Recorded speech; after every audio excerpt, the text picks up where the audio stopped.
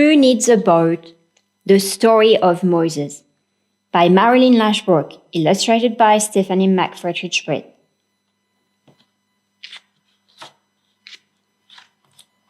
For Moses, it seemed like it was going to be just an ordinary day.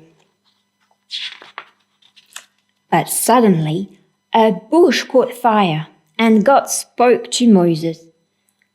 "I have heard my people crying," God said, "and I'm sending you to lead them out of Egypt." So Moses went to see the king. "God says to let his people go," Moses told him. But the king replied, "I do not know God, and I will not let the people go."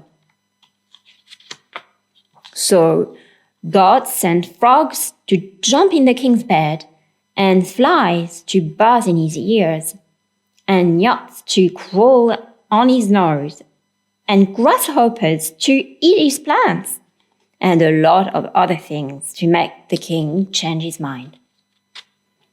And it worked. "Go," shouted the king, "take the people, take the sheep, just take them all and go." So the people followed Moses out of Egypt. They walked and walked till they came to the sea.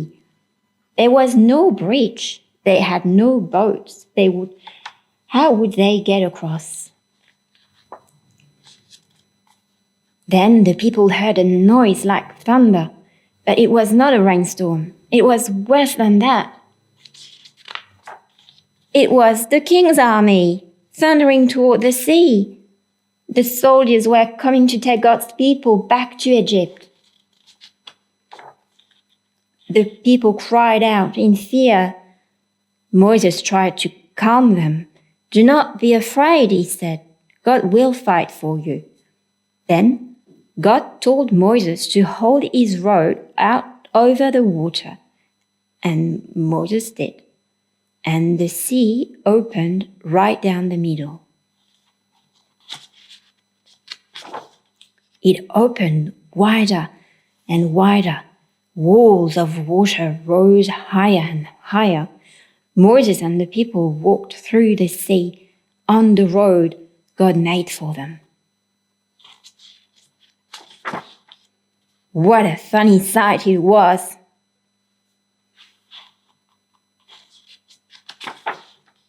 When they were safe on the other side, the people turned around to watch. The army was still coming.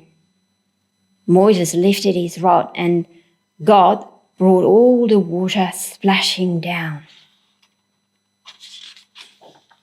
The king's army was swished away, never to bother God's people again.